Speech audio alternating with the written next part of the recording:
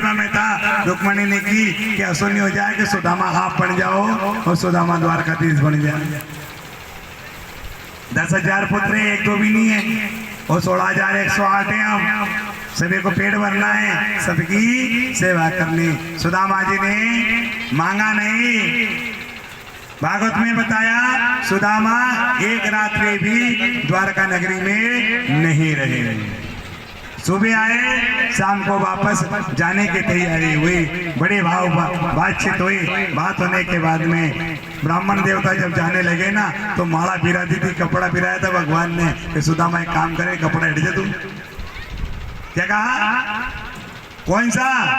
ये मेरे कपड़े नहीं है, तेरा चोला है ना, उस चोले को बदलने का प्रयास मत करना।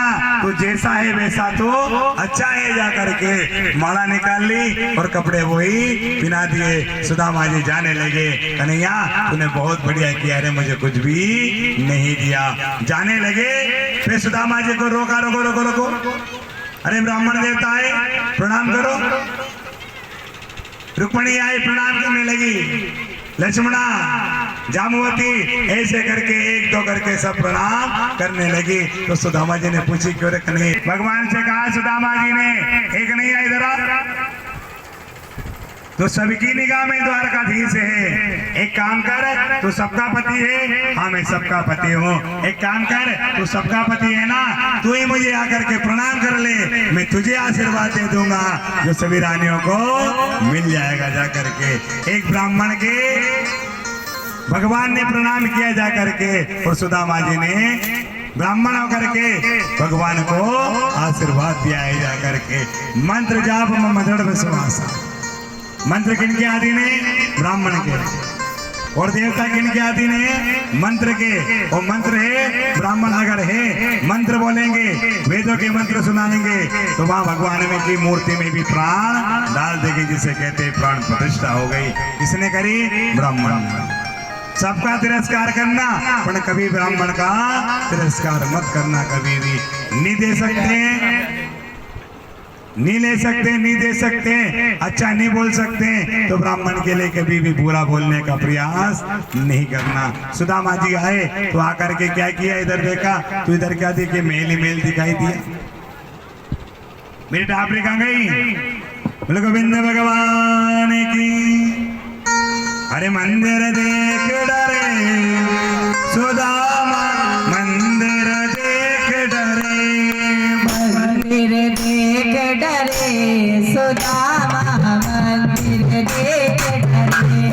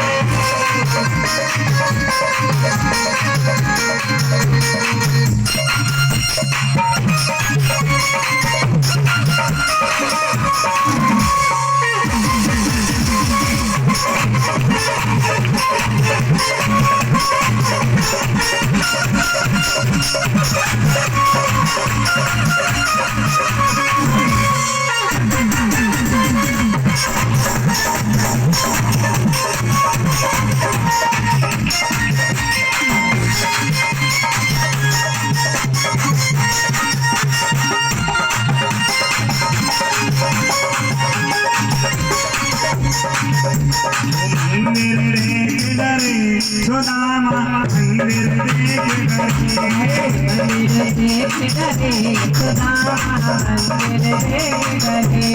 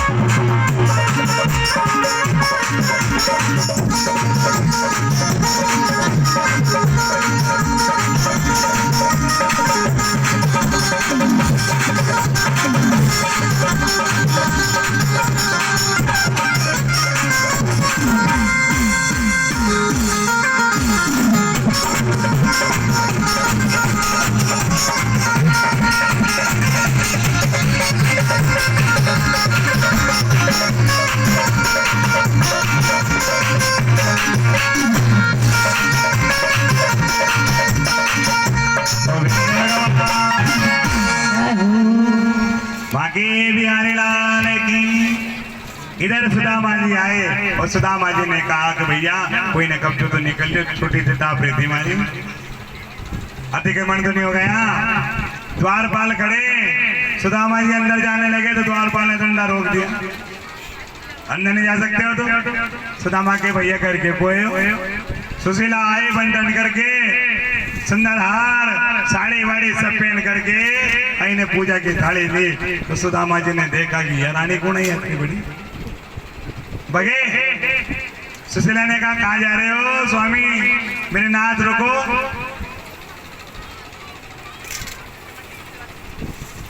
मेरे नाथ रुकिए, मेरे स्वामी रुको। जैसे ही सुशीला ने सुना और सुदामा जी ने सुन करके सामने पूजा करी। पूजा करने के बाद में सुदामा जी कह रहे एक कन्हैया मैंने तुझसे कुछ भी नहीं मांगा था रे, तूने ये वो मुझे क्यों दिया। सुशीला ने कहा आपको दर्शन चाहिए थे तो आपको दर्शन मिल गए और मुझे धन चाहिए था तो मुझे धन मिल गया। कैसे मिला, बिना मांगे। मांगा नहीं, पत्नी ने भेजा पति को भगवान के दर्शन कराओ और पति जब गया दर्शन करने तो फल किनको मिल गया, पति को पत्नी को जाकर के फल मिल गया है जाकर। तभी कहते हैं कि जोड़े के साथ में पूजा की जाएगी। पति ने किया दान पत्नी को प्राप्त हो जाता है। सुदामा जी कह रहे कन्हैया मुझे ये धन नहीं चाहिए। सुशीला से कहा सोने की थाली, सोने की कटोरी, सोने की सब्जी, सोने की रोटी बनाओ और बड़े प्रेम से खुद भी पाओ न दूसरों को भी खिलाओ जा करके। मैं तो जा रहा हूँ भगवान के भजन करने। एक दिन पूरे ब्रजवासी कहाँ गए, द्वारका। द्वारका नगरी में आए पूरे ब्रजवासी, मैया आई, बाबा आए, सभी गोपियां आई और सभी गोपियां आकर के मैया को दर्शन किए। मैया को अपनी बहू के दर्शन किए और दर्शन करके बहुओं के जब दर्शन किए ना, दर्शन करने के बाद में ज्ञान चर्चाएं होने लगी। एक बात देखना, वृंदावन की दूरी और मथुरा की दूरी कोई दूरी में दूरी नहीं थी, पर गोपियां कभी भगवान से मिलने नहीं गई। क्यों नहीं गई पता है कि हम जाएंगे मिलने के लिए कन्हैया से, और मिलने गई और मैं हमारे कन्हैया अगर रोने लग गए ना तो हमें बड़ा दुख होगा। हम तो रो लेंगे जैसे तैसे, पर हम हमारे कन्हैया की आंखों में कभी आंसू देखना नहीं चाहते। सभी आई और आकर के सबसे मिली। इसी बीच में एक गोपी के मुख से निकल गया कि हमारे संग में राधा रानी भी आई है। जैसे राधा रानी का सुना कि राधा रानी आई है तो राधा रानी के दर्शन करने के लिए रुक्मणी जी आई, सत्यभामा, जामवती, ये सब लेकर के आई। तो कन्हैया ने क्या कह दिया, द्वारकाधीश कह रहे हैं अरे खाली हाथ मत जाना। क्या लेके जाना है, दूध का लोटा अब दूध का लोटा ले गई रुक्मणी जी। रुक्मणी जी को ये पता नहीं था कि दूध गर्म है कि ठंडा है। उन्होंने गरम गरम दूध डाल लिया, काय में लोटे में भरा और दूध लेकर के चली गई। ज्ञान चर्चाएं होने लगी गोपियों के बीच में और राधा रानी के बीच में। जब ज्ञान चर्चा होने लगी तो रुक्मणी जी ने भी राधा रानी के चरणों में प्रणाम किया। और क्या भाव निकल गया राधा रानी के मुख से कि ये आपके लिए कन्हैया ने यानी भगवान ने ही आपके लिए दूध भेजा है। क्या कहा? ये दूध आपके लिए भेजा है, स्वयं द्वारकाधीश ने आपके लिए दूध भेजा। ये जैसे सुना दूध का, राधा रानी ने लोटा उठाया और उठा करके गरम गरम दूध गड़ गड़ गड़ गड़ पूरा दूध पी गई जा करके। रुक्मणी देखती रह गई, अरे दूध गरम था। दूध गरम होने के बाद में इधर कन्हैया के पैरों में छाले पड़ गए। रुक्मणी जी ने पूछा, स्वामी आप कहीं गर्मी में बाहर गए थे क्या? ये छाले कहां से पड़ गए? राधा रानी ने, भगवान द्वारकाधीश ने कहा, रुक्मणी ये छाले भी तुमने दिए मुझे, मैं गर्मी में नहीं गया। मैंने कैसे दिए कि आपने राधा रानी को गरम गरम दूध पिलाया ना, तो राधा के हृदय में मैं वास करता हूँ। जब मैंने वो गरम दूध अपने पैरों में झेल रखा। रुक्मणी जी क्या कह रही है? गोविंद भगवान की ओ राधे तेरे चरणों की, ओ श्यामा तेरे चरणों की, ओ रज धूल जो मिल जाए, ओ राधे तेरे चरणों की, श्यामा तेरे चरणों की, रज धूल जो मिल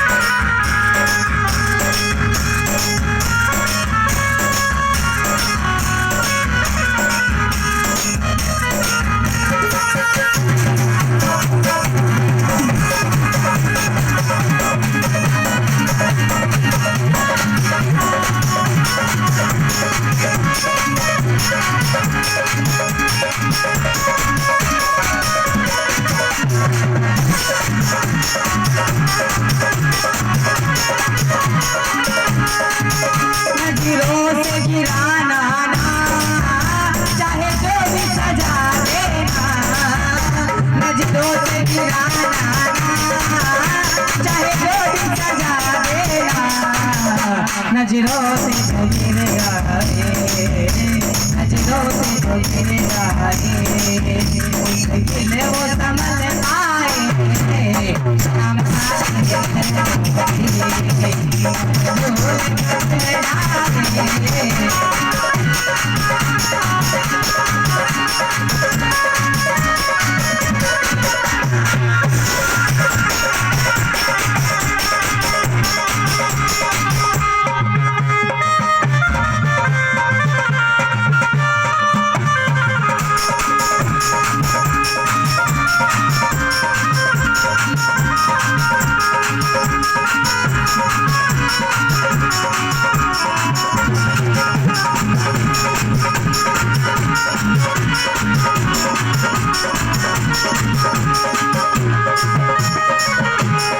तेरे कुछ ऐसा इंतजाम हो जाए जुदा तेरा जुदा तेरा नाम हो जाए किशोर कुछ ऐसा इंतजाम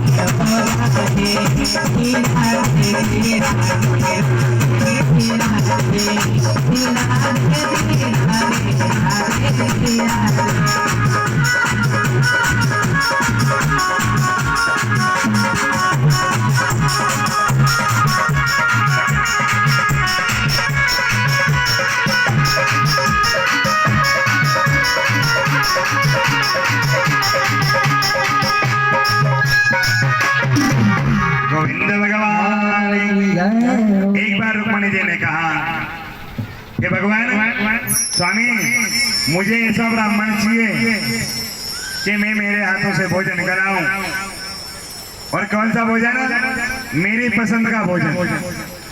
पहले तो उनकी पसंद देख ली, फिर क्या कहा, जो मांगेंगे ना वो मैं मेरे हाथों से खिलाऊंगा। रुक्मणी जी से कहा भगवान ने कि फिर देवी मैं राम अवतार में भी भोजन कराया था हमने। अब नहीं करा पाएंगे ब्राह्मण को भोजन, तो निमंत्रण के लिए किनको गए? दुर्वासा जी के पास में गए निमंत्रण लेने के लिए। निमंत्रण देने गए तो दुर्वासा जी ने क्या कहा कि हमें लेने के लिए आओ। लेने के लिए गए भी सही, रथ लेके गए थे तो रथ के घोड़े छुड़ा दिए और रथ के ऊपर बैठ गए दुर्वासा। और दुर्वासा जी ने कहा आप हमें अपने कंधे के ऊपर जोत करके लेकर के चलो। रुक्मणी और भगवान द्वारकाधीश लेकर के आ रहे हैं, लेके जा रहे हैं। रास्ते में प्यास लगी रुक्मणी जी को, तो रुक्मणी जी ने जल की याचना करी तो जल पिया। किन्ने? रुक्मणी जी ने जल पी लिया और भगवान द्वारकाधीश ने भी जल पी लिया। दुर्वासा जी क्रोध दे दिया। दुर्वासा जी ने कहा एक कन्हैया, हे द्वारकाधीश मैं तुझे श्राप देता हूं तुम्हें कि तुम्हारे आसपास जल ही जल रहेगा पर तुम्हारे कोई काम का नहीं रहेगा। जल पूरे समुद्र है, पूरा जल ही जल है पर तुम्हारे कोई काम का। समुद्र कैसा है? खारा समुद्र है। जा करके अलाए और ला करके भोजन कराने के लगे तो दुर्वासा जी ने कहा कि मैं क्या बनाया? सब भगवान की पूछ लिया। दुर्वासा जी ने कहा खीर बनेगी नहीं बने? कि खीर तो नहीं बने, बस मैं खीर ही खाऊंगा और कुछ भी नहीं खाऊंगा। खीर बनाई गरम गरम और ला करके सामने रख दी। रुक्मणी जी द्वारकाधीश बैठे सामने। दुर्वासा जी ने के काम करो, खीर उठाओ और तुम्हें मैंने तो एक हाथ में लगाओ। क्या कहने लगे? पूरी खीर लग गई तो रुक्मणी जी ने तो हाथों में लगाई और हाथ जब जलने लगे कि स्वामी मेरे बस की बात नहीं है। भगवान ने की तरफ से मना करी थी कि मत बुला, नहीं बुलाए ने भोजन के लिए।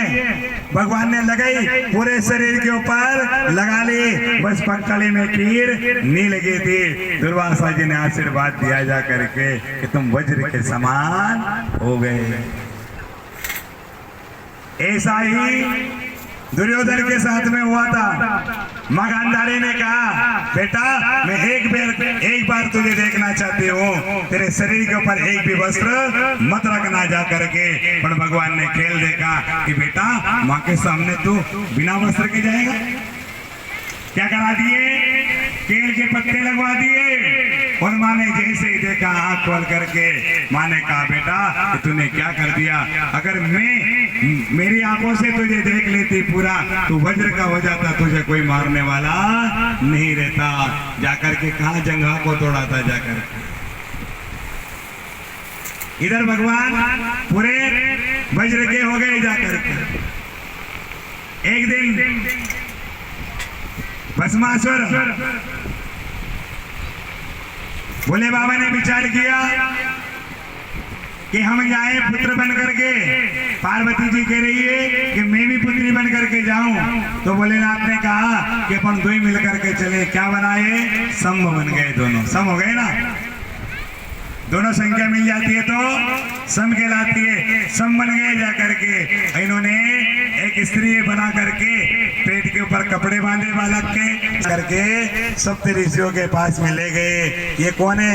ये यदुवंशी है भगवान के पुत्रों ने किया। ये भगवान ने एक दिन बिठा करके सबको समझाया और समझा बुझा करके कहा कि कोई भी गलत ऐसा काम मत करना, संतों का अपमान मत कर देना जाकर। भगवान ने समझाया बुझाया पर नहीं समझे।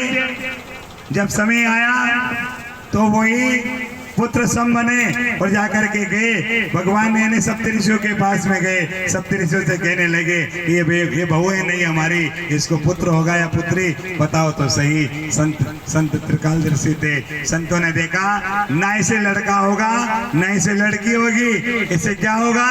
इसके पेट में एक मूसड़ है, यही तुम्हारे विनाश का कारण बनेगा। जाकर के पेट को फाड़ा और जैसे लोहे का मूसल निकला उसे घींचते घींचते समुद्र के पास में फेंका।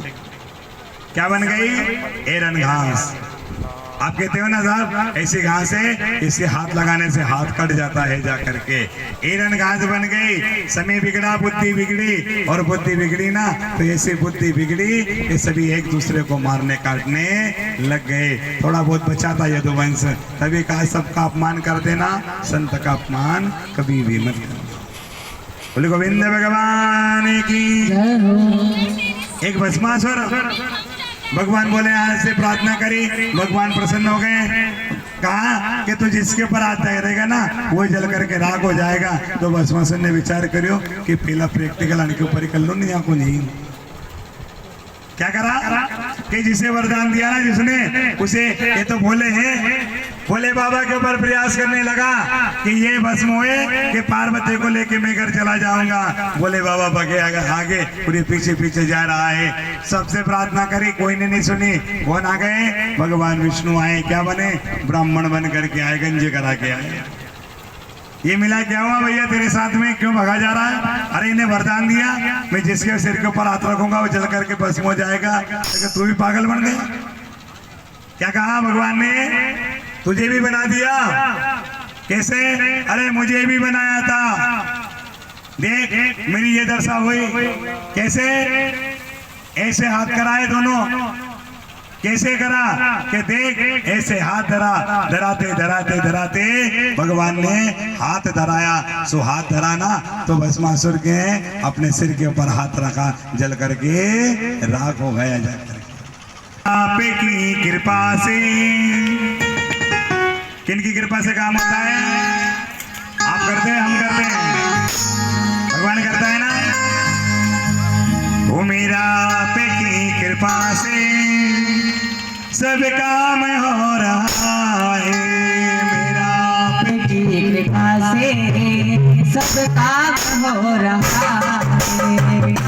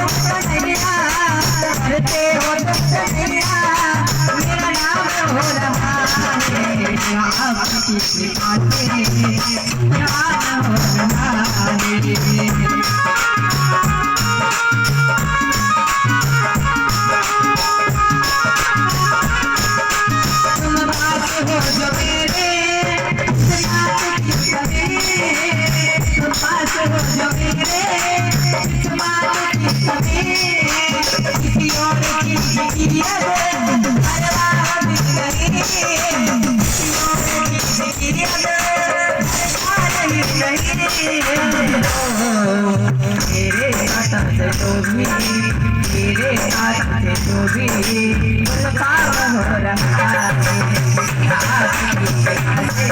बदनाम हो रहा है